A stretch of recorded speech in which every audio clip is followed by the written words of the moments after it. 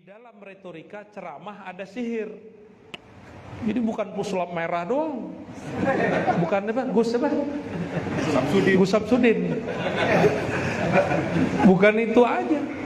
Nah, ini fenomena Gus Samsudin ini juga PR buat KKNU karena pegangannya Samsul Ma'arif Kubro.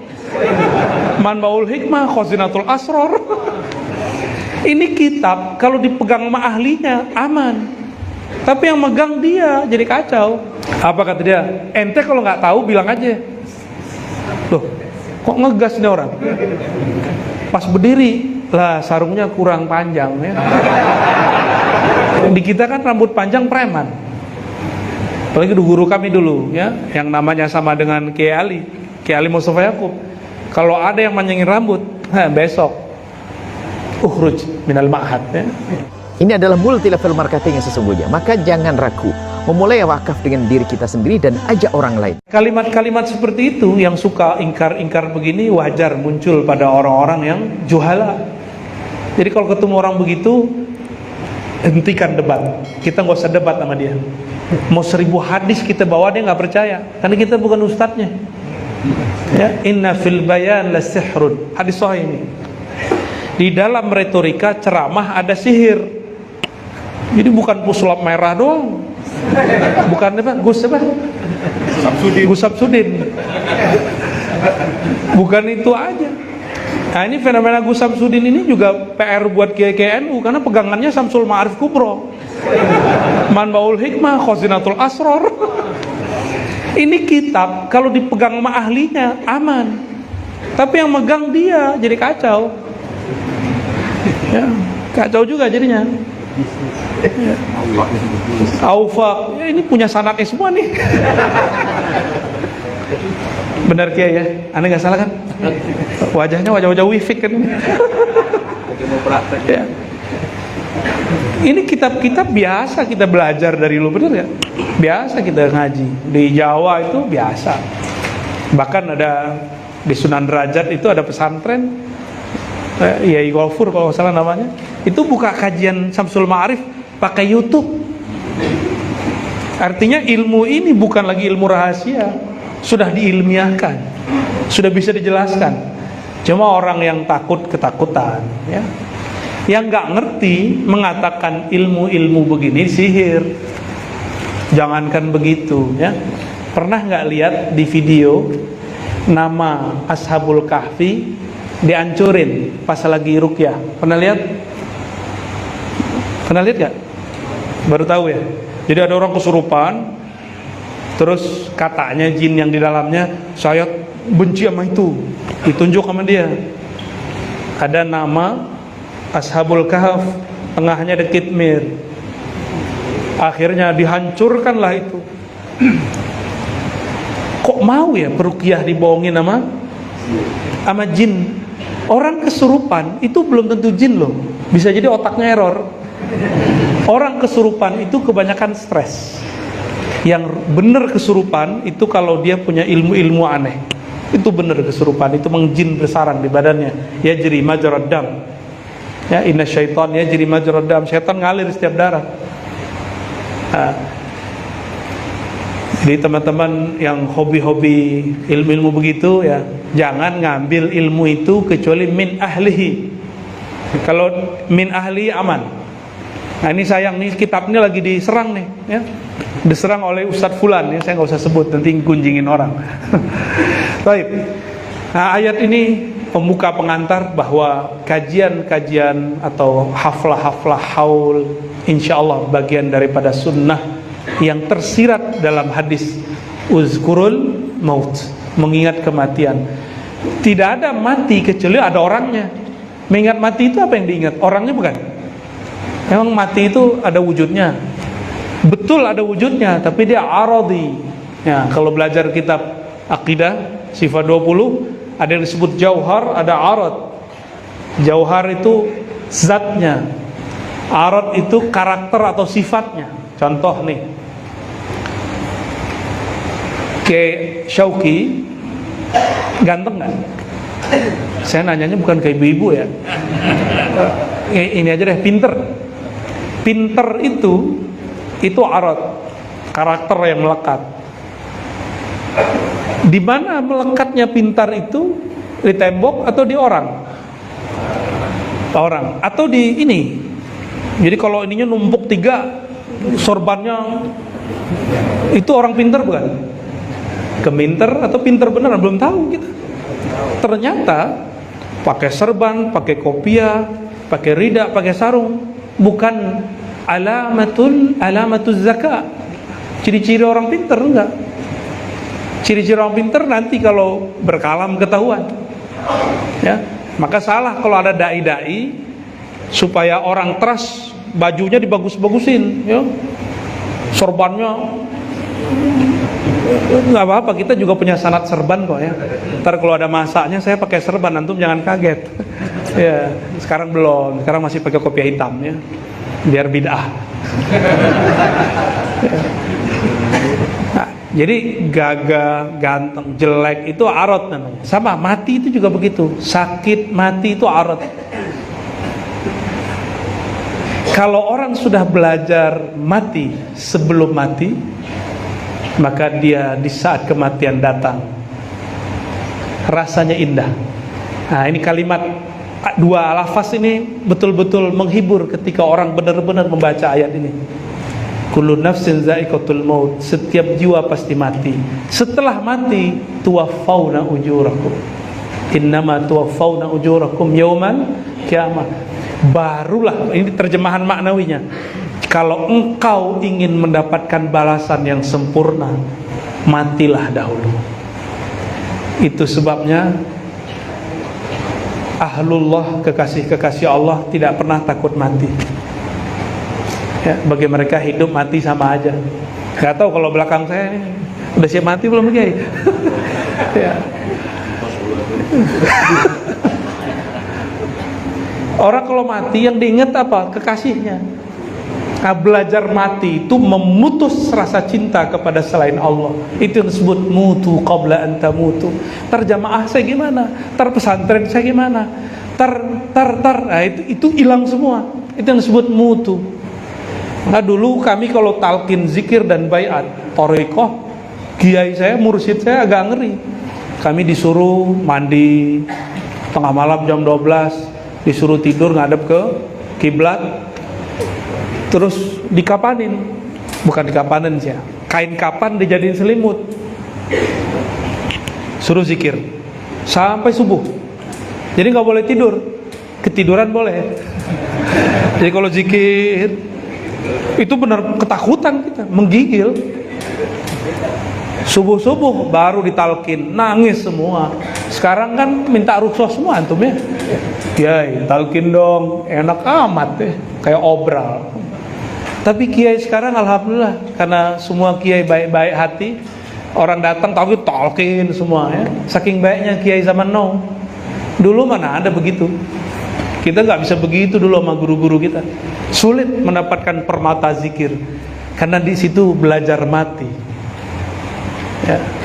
Bahkan ada satu mursyid saya, ya, dulu latihannya dikubur dia. Bisa sehari, bisa 2 hari. Coba bid'ah nggak tuh? Bid'ah nggak tuh? Kan kalau ada sekarang orang begitu kan dianggap bid'ah. Horor jadinya. Dimasukin ke dalam kubur, dibuatin liangnya, disuruh di situ tidur berhari-hari. Ada yang baru 5 menit nangis-nangis naik ke atas. Ya. Cuma kiai-kiai zaman now udah nggak begitu. Muridnya wiridan dikasih handphone. Ya. Maksudnya wiridnya diijazahkan lewat WA. Bener ya? Jadi sekarang orang-orang wiridan buka handphone. Soleh bener. Udah zaman sudah berubah. Maka thariqah karena artinya metode mesti diganti. Metodenya namanya tetap Naqsyabandi, namanya tetap Syazili, namanya tetap Syatari, namanya tetap Idrisi, tapi metodenya harus disesuaikan ya, supaya mutu qabla anta mutunya bisa diterima oleh khalayak hari ini ya. Semoga para kiai kita diilhami selalu oleh Allah SWT untuk mengajar yang fresh ya. Amin ya rabbal alamin. Tabarukan dengan kitab yang dibaca oleh almarhum Syekh Kiai Haji Muhammad Sahih Ansari, namanya udah sahih ya. Kebayang kalau sahih kitab apa dong? Sahih Bukhari ya. Ada satu pasal yang mau saya baca di sini tentang hobi kiai NU baca hadis dhaif ya. Faslun ya. Bisanadina al-muttasil al-imam al-hafiz al-faqih al-mujtahid an-Nawawi qaddasallahu sirruhu qala fasl i'lam annahu yanbaghi liman balaghahu shay'un fi fada'il al-a'mal ay ya'mala bihi walau marratan wahidah liyakuna min ahli.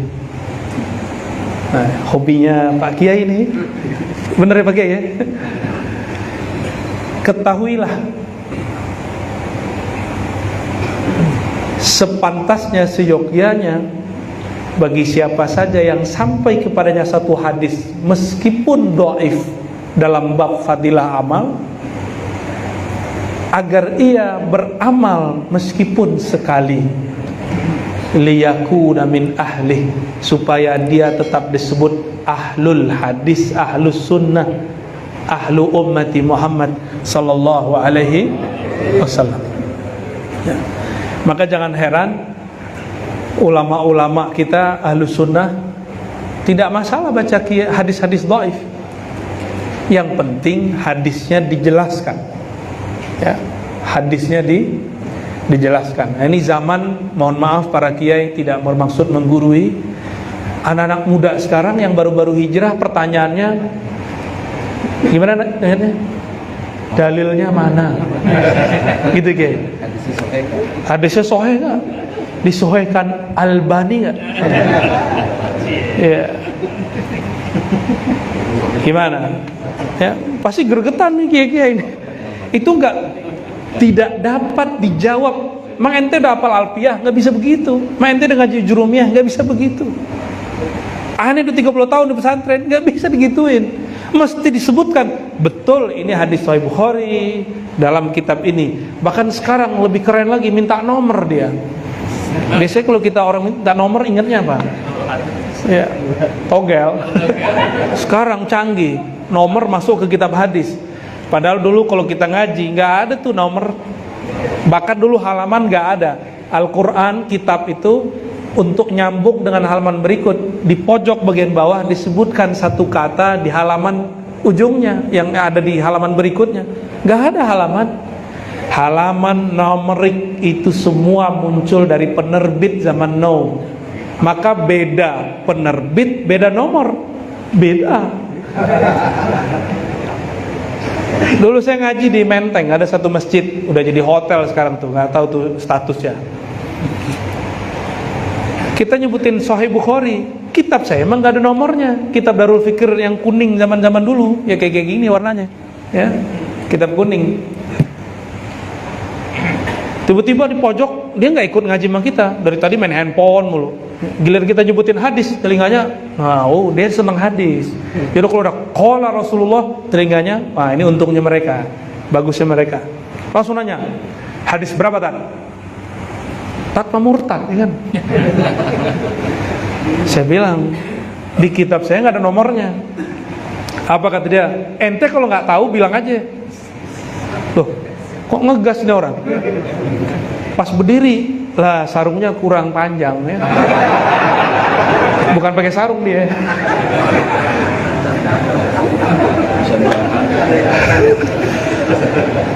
Akhirnya kita maklum, kurang bahan, atas bawah kurang.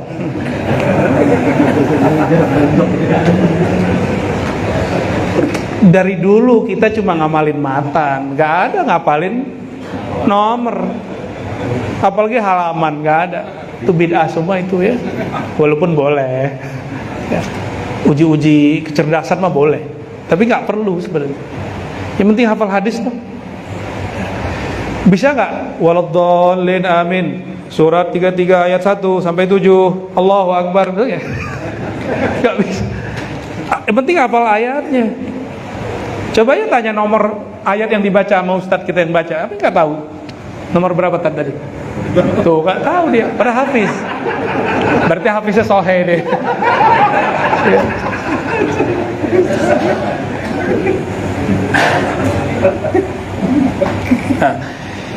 Jadi walaupun hadisnya dhaif, walaupun marrah fil hayah na'mal bih, walaupun sekali seumur hidup kita amalin. Kalau saya yang sahih aja belum saya amalin semua, apalagi yang dhaif. Contoh nih ya, hadis manjangi rambut, udah belum Kiai? Segini Kiai. Ya. Kalau di kita kan rambut panjang preman. Apalagi guru kami dulu ya, yang namanya sama dengan Kiai Ali Mustafa Yaqub. Kalau ada yang manjangin rambut, besok ukhruj minal ma'had ya. Bisa begitu ya, disuruh potong nggak mau potong, suruh potong nggak potong, udah insahib, udah inti keluar, nggak bisa diatur. Apakah beliau menentang sunnah Nabi panjangin rambut? Tidak. Ternyata memahami sunnah itu ada yang secara harfiah, ada yang secara maknawi. Nah itu ahlinya yang tahu. Kalau sekarang kan enggak ya, para kiai ini ahli bid'ah nih, kebanyakan yang jenggotnya nggak banyak. Cuma berapa yang ahlul jenggot ini. Nah ini penting kita perhatikan bahwa beramal dengan hadis yang dhaif itu boleh ya. Bahkan tetap dianjurkan liyakuna min ahli ya. Wala yanbaghi an yatrukahu mutlaqan bal ya'ti bima tayassar minhu. Sebaiknya dia tidak meninggalkan itu, hadis itu nggak langsung dibuang. Nah sekarang kan orang soal adab, hadis dhaif, dha'afahu Albani ya. Hadis dhaif, dha'afin Albani, nggak usah dipakai, nggak begitu. Hadis sahih itu yuhtamal fihi dha'af. Hadis sahih sendiri pun itu ada kemungkinan dia dhaif. Contoh, mau tahu hadis sahih tapi ada kemungkinan dhaifnya. Dari mana taunya? Setelah dikumpulkan semua riwayat baru ketahuan. Yang menjadi akidah yang antum sering bentrok sama mereka. Ya. Dalam satu riwayat Imam Muslim, Sahih Muslim sahih bukan ya? Sahih. Datang seseorang kepada Rasulullah mengadukan masalah budaknya. Budaknya ini dipercayakan ngurus domba, tapi nggak becus karena IQ-nya kurang ya. Naqisatul aqli kata Imam Ibn Hajar al-Asqalani. Dilaporkan kepada Nabi kemudian mengatakan i'tiqha in kanat mu'minah ya. Kalau dia mukmin, perempuan ini beriman, maka bebaskan. Lalu Nabi nanya, di riwayat Imam Muslim pertanyaannya apa? Aina Allah. Apa artinya? Allah di mana? Hadis sahih. Sedangkan Sayyidina Ali mengatakan man ayyanal aina fala yuqalu lahu aina. Siapa yang menciptakan tempat, maka dia tidaklah bertempat. Apa ini bertentangan? Lalu bagaimana dengan surat Asy-Syura ayat 11, laisa kamitslihi syai'. Al-Ikhlas ayat 4, lam yakun lahu kufuwan ahad. Apakah bertentangan? Enggak. Ketika dikumpulkan riwayatnya bertemu. Riwayat ini ada persoalan yang tidak terungkap. Kita kumpulkan di hadis Imam Malik, di hadis Imam Abu Daud, ada nanti di Nasai, ada nanti di Ahmad. Ketemu ternyata ada persoalan di riwayatnya. Apa persoalannya? Di satu riwayat Nabi nanya, aina rabbuk? Man rabbuk? Siapakah Rabbmu? Siapakah Tuhan penciptamu? Dijawab Allah. Di riwayat ketiga, atashhadina alla ilaha illallah. Apakah kamu bersaksi tiada yang berhak disembah kecuali Allah? Saya mau tanya, kalau ada orang mau masuk Islam, itu dengan mengatakan Tuhan di langit atau dengan syahadat? Dengan syahadat, benar. Jadi kalau ada orang bilang Tuhan di langit sana, Muslim nggak dia? Berarti hadis ini, riwayat ini tidak cocok secara kaidah ilmu tauhid. Dalam ilmu tauhid, dalam ilmu fikih, tidak sah Islam seseorang kecuali dia bersyahadat. Dan itu hadisnya mutawatir. Bersyahadat adalah syarat masuk Islam. Jadi jika perempuan ini mengatakan ainallah, hadisnya harus tunduk kepada makna kedua dan ketiga, man rabbuk, dan yang kedua atashhadina alla ilaha illallah, ya. Maka hadis ainallah, di mana Allah ini, oleh Imam Nawawi dimaknai lain. Kata aina tidak berarti tempat secara materi, dapat juga berarti maknawi. Nah, saya menghindari itu, penakwilan itu agak berbahaya. Kita pakai saja hadis kedua dan ketiga, ya. Ini sebagai contoh, hadis riwayatnya sahih tapi konten isinya bermasalah. Sahih riwayatnya, matannya bermasalah. Nah, ini contohnya, ya. Ada hadis dhaif. Kalau dhaif, kira-kira diamalin sahabat gak? Seharusnya kan enggak. Seharusnya enggak. Diamalin tabi'in gak? Enggak, kalau emang dhaif. Nah, maka Imam Tirmizi, Imam siapa namanya? Dan kawannya Imam Abu Daud punya satu metode. Jika ada satu hadis, menurut kita ahli hadis, kata mereka ini dhaif, tapi diamalkan oleh generasi awal, generasi kedua dan ketiga, yang disebut oleh suatu kelompok sebelah, apa namanya, ulama salafus saleh, gitu ya. Cara melafaznya benar gak? Salafus saleh, gitu ya. Kurang fasih. Ini diprotes sama Banser. Kayaknya menyebut Banser pun kurang sahih ini. Banser.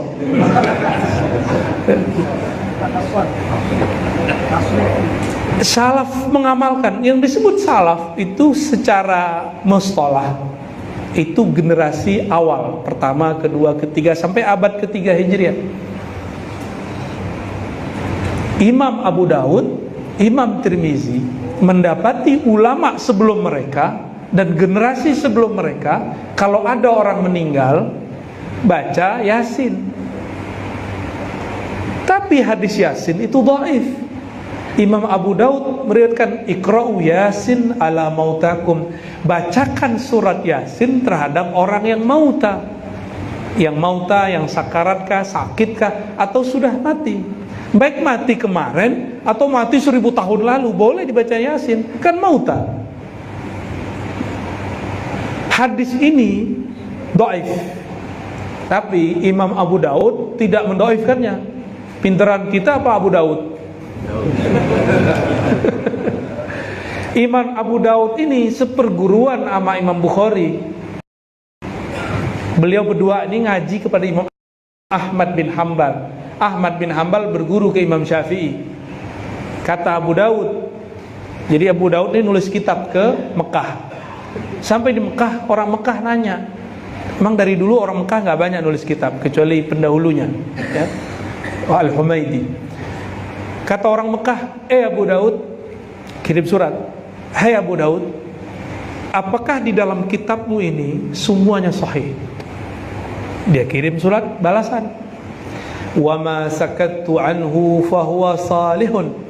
Hadis yang tidak aku komentari, maka hadisnya saleh, bukan salafus saleh.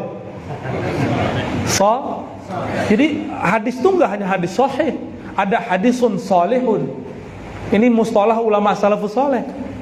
Sekarang kan enggak ada orang pakai begitu. Yang ada apa? Santri NU soleh gitu ya, atau namanya solikun, ya, soleh solikun ya. Tapi soleh artinya relevan untuk diamalkan, itu arti soleh. Ini Imam Abu Daud loh yang ngomong. Imam Abu Daud ulama salafus soleh, lebih pinter dari imam-imam yang sekarang, ya. Apakah Albani, apakah Bin Bas, nggak ada apa-apa. Ya, Abu Daud langsung ketemu pendiri mazhab. Kata beliau, yang tidak aku komentari riwayatnya maka boleh diamalkan, bagus diamalkan. Kami ceklah ini hadis. Iqra'u Yasin ala mautakum, bacakan Yasin untuk orang mati. Ternyata Abu Daud tidak mendhaifkannya. Maka hadis ini wajar dipakai oleh ulama ahlus sunnah aswaja, terutama nahdiyin. An-nahdiyin kan aswaja sekarang banyak, ya. Ahlus sunnah wal jamaah an-nahdiyah, ada al-wahabiyah. Banyak yang nggak ridho, ya. Aduh, kayaknya ahli bid'ah banyak di belakang.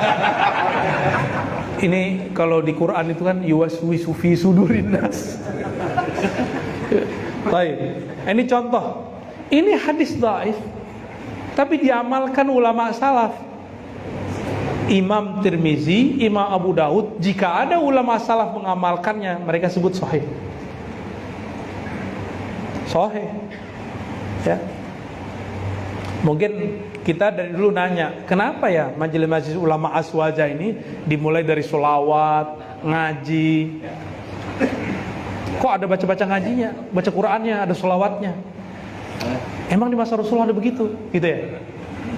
Nah, kita lupa di masa Rasulullah, di Sahih Bukhari, di Muslim banyak riwayat ini berkumpul, kemudian di riwayat Imam Ahmad ada satu riwayat mengenai yang kita kerjakan hari ini.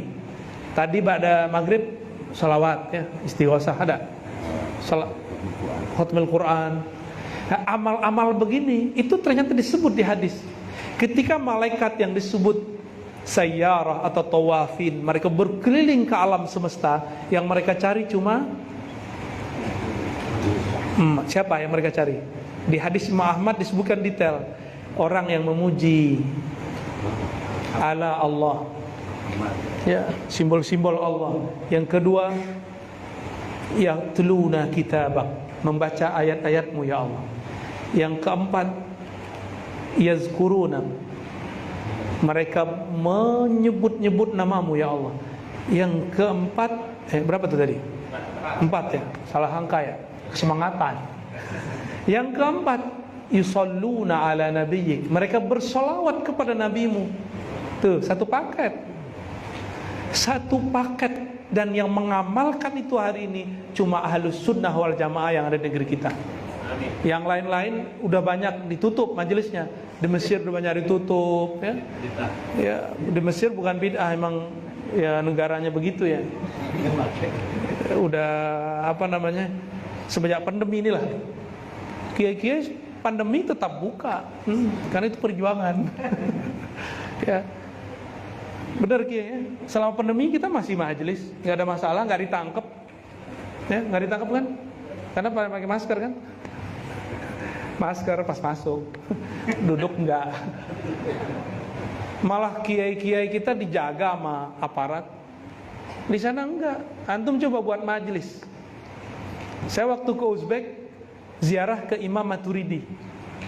Jadi kita kan akidahnya Asy'ariyah Maturidiyah, Ahlussunnah wal Jamaah. Alhamdulillah saya baca Yasin di sana, dan itu baca Yasin paling nikmat yang saya baca seumur hidup. Sampai hari ini belum pernah baca surat Yasin senikmat baca surat Yasin di makbarahnya Imam Abu Mansur Maturidi di Samarkand. Ya. Gaetnya kita udah nyampe malam. Kata orang kampung, exit. Bisa bahasa Inggris juga orang sini. Kita ngomong bahasa Inggris nggak bisa dia. Bahasanya bahasa Tajikistan. Saya bilang, udah tenang, walinya udah nunggu. Saya bilang gitu udah.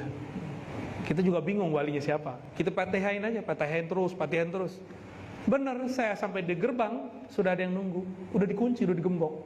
Udah tengah malam kita datang. Kata dia, saya kan pakai kopiah hitam. Antara Rais As-Safar. Padahal bukan. Saya bilang, naam.